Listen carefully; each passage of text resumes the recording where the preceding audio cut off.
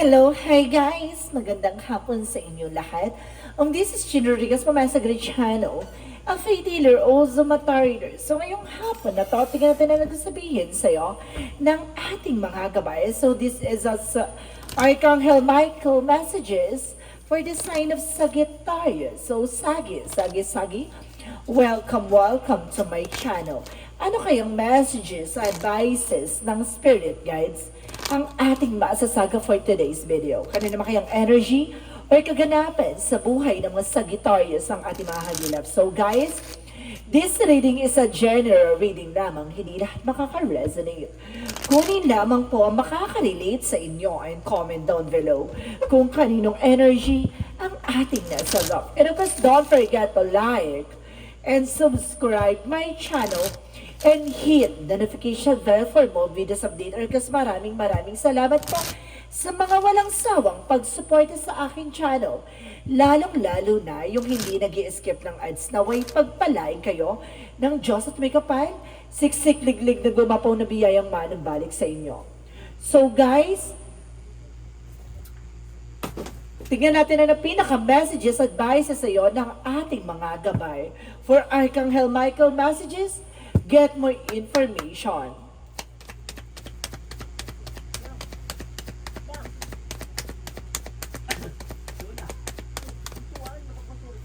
And there is a focus upon the faith perfect health. So, kailangan mag-focus ka sa health mo. At the same time, there is an opportunity, person sabi ni Archangel dito na kailangan mag-focus ka sa health. And because there is a go forward fearlessly, kailangan labanan ang takot at pangamba mo. And because there's a pay attention to your dreams, no? Kailangan mong tumutok sa kung ano man ang pangarap mo, or either meron sa yung mensahe hinahatid ng angel spirit na si Archangel Michael na kailangan mong pakakatandaan. So when it goes the girls go forward fearlessly, no, kailangan mong magpatuloy na walang kinakatakutan. So let's see what is additional messages at paano natin siya elaborate sa inyo.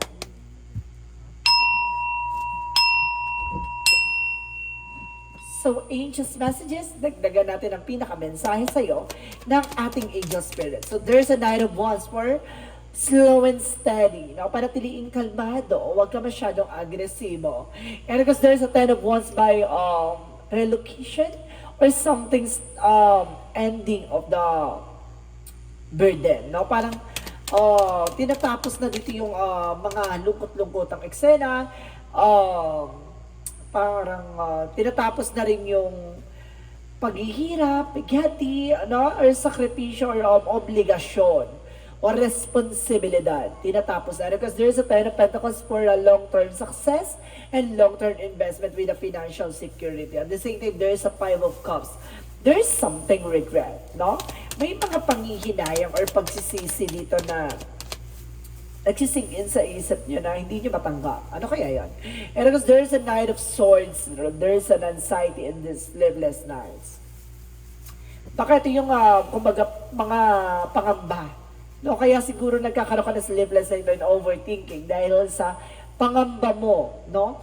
Nakakaisyugan to na baka meron kang iniisip na instances or possibilities na alanganin, parang ganon. No? And of course, there is a temperance for a perfect timing. So, ibibigay sa iyo at ilalad sa iyo kung talagang anong makakabuti sa iyo. And of course, there's an information with the devil card. So, may humaharang na eksena dito para, kumbaga, there's a slow and steady, pero there's a devil energy, parang lalo siya niyang pinapatagal yung eksena.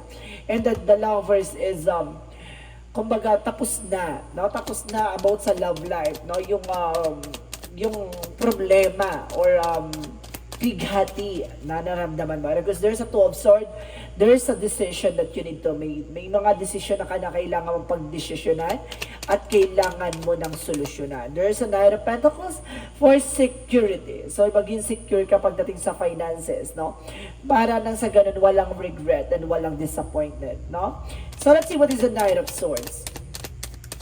And of course, guys, there is an Eight of Wands. So, there's a fast communication and fast moment. So, maaaring, kumbaga, bibilis na ang daloy. Or there's a messages by your dreams. No? Kumbaga, may mensahe talaga ang ating mga gabay para maunawaan mo at malaman. There's a message. No? Kumbaga, may message sa'yo sa kaya hindi ka makatulog. Nako, hindi ka pinapatulog kasi nga may gusto silang gawin mo, no? And because there's a 5 months, ito yung complication, no? Kailangan mo pakakatandaan na there's a temperance for a red flag, no? Parang meron siyang parang pahiwatin din sa'yo na huwag kang maging padalos-dalos, no? Kalmado dapat, no? Para na sa ganun hindi ka maapektuhan or hindi ka may hirapan at the end of the time. So let's see what is the Knight of Wands and of course the Devil. And of course, there's an information with the Page of Wands. So, there's a good news. May magandang balita daw dito na it's either an illusions or temptation, guys. Ha? Parang sinasabi ko na the devil energy is like na blockages or negativity inside to yourself. Na parang sinasabi dito na parang pagkatao mo or din, kumbaga maaring pagiging greedy mo or pagiging tawag dito, yung pagiging abusive mo, no? Siguro it's either yung ganyang situation. So let's see what is the Ten of Wands. And of course, the lovers. So there's the Emperor. Be mature and being grounded pagdating sa love life. Dapat may disiplina at may respeto, ha? Para kumbaga, there's a relocation kasi ako dito na sense na parang may lilipat dahil din sa mga hindi magandang pangyayari. And of course, there's a Temperance. Then let's see what is the Ten of Pentacles and because the Two of Swords. And because there's a Six of Six of Cups. So there's a past person coming back. So ibig sabihin dito parang nag-iisip ka kung babalikan mo ba yung person mo or hindi. Kasi this is the thing na parang nagkaroon ng something arguments, disagreement or something na nag-cause ng hiwalayan. Because there's an information na parang gusto mo mag-desisyon na for long term, na parang gusto mo mag-settle down or something, mag-separate na lang, no? And because there's a King of Swords with very intellectual person na parang ginagawa mong parang na parang maging wise ka sa mga decision mo, parang ganon. No, kumbaga there's a messages na binibigyan ka naman sana, stop the pattern. Patuloy mo yung mga sistema na alam mong nakakapagbigay ng complications. And because there's an Eight of Pentacles, focus sa benefit, perfect health, and mag-focus ka din sa sarili mo at the same time sa ginagawa mo para wala maging complication. Parang there's a temperance for healing. And because sinasabi dito, magkakaroon ka ng healing, pero pag-focus ka sa sarili mo kasi may mga nararamdaman ka na dahil din sa mga kinain mo or dahil din sa attitudes mo sa sarili mo, parang nagkaroon ka ng kumbaga abuso, no? Na-abuso mo yung sarili mo with abusive. Ito yung sinasabi ko before dito na parang nagkaroon ng abuso kaya siguro nagkaroon ng problema about sa health mo. So let's see what is the outcome. Ang outcome for you is the Queen of Wands by control and stability. And because there is a Two of Cups by partnership. At the end of the time, lahat ng mga bagay nito, kumbaga mayroong partnership na involved dito. So let's see additional messages for career, finances, and of course finances, of course career and business, no? And also trabaho, considering ka trabaho. So there's a Hermit card with the soul searching.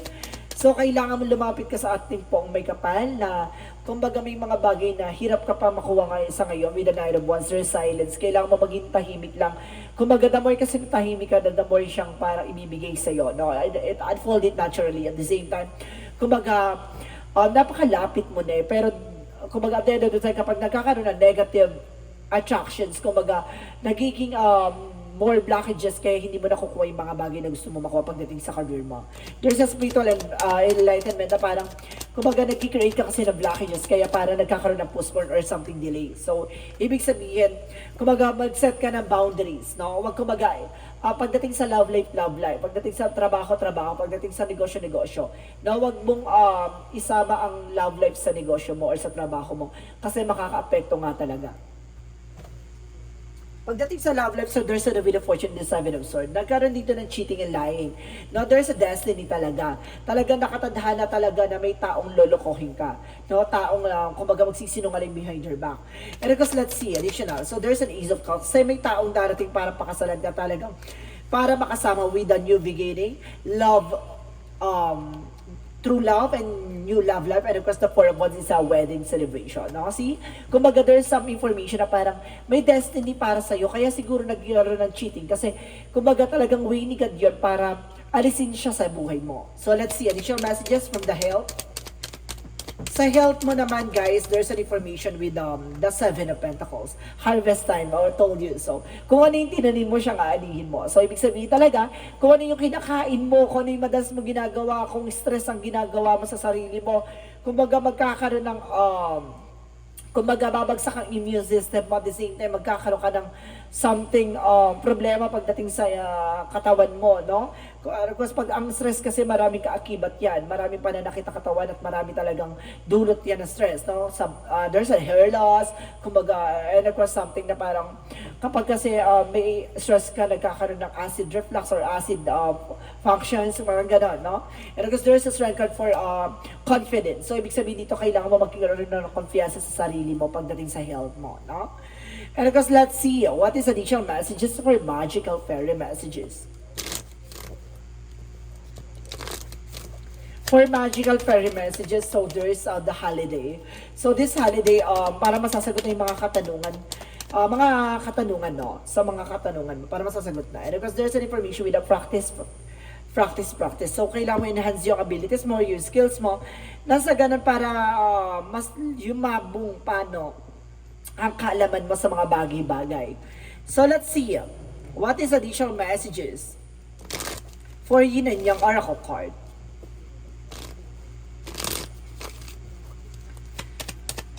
For Yin and Yang Oracle card represent what? So, there is control. So, kontrolin mo yung mga, diba, yung ginagawa mo, yung bigkas ng bibig mo, o yung mga kinakain mo, kontrolin mo yan. Kasi baka nagdudulot sa iyo yan ng problema, no? So, let's see additional messages. And of course, sinasabi dito with reflection. So, see, pagdating naman sa relasyon, may lamat na, no? Pag nasira na, nabasag na, may lamat na.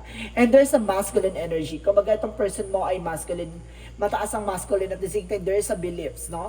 Kumbaga, may nagbabalat kayo dito, no? There is a false mask pagdating sa relationship, no? So, let's see, what is the chakra messages?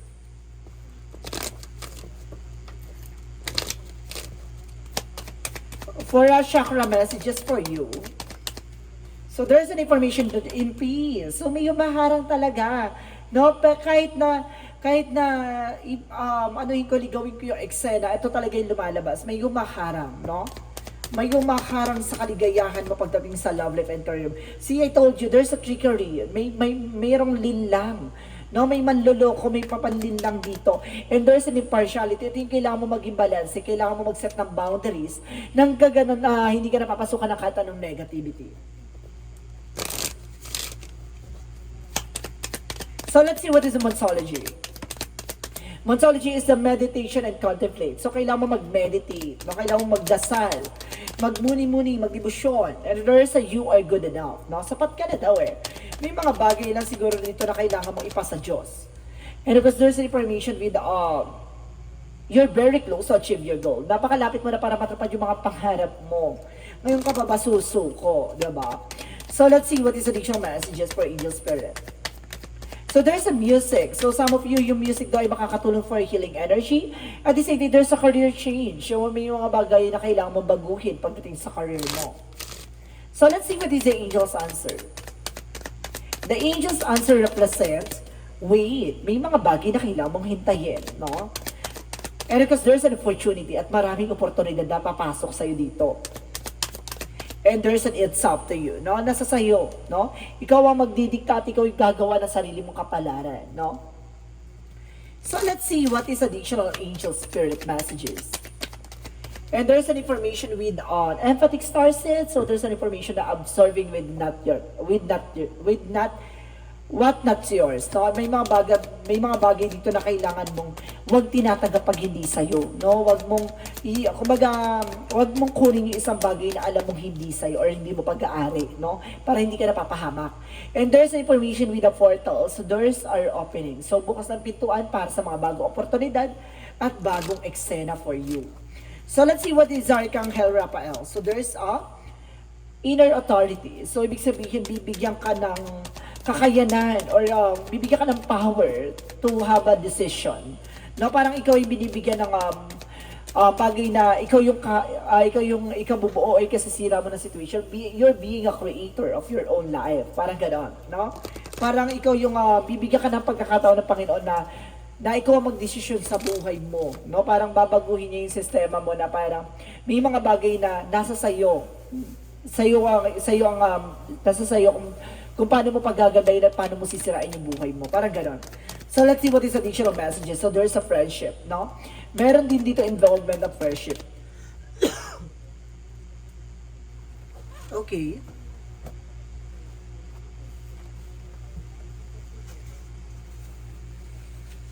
So there's an information din dito guys na there's an adversity.